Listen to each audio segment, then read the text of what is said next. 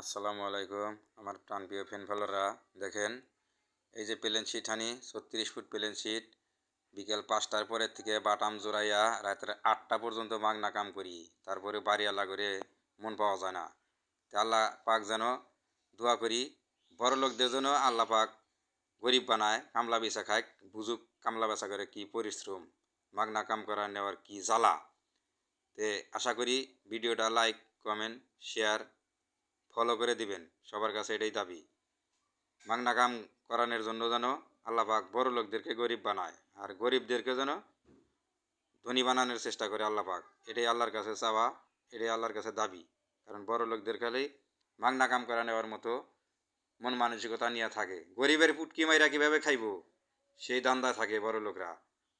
ধন্যবাদ সবাইকে।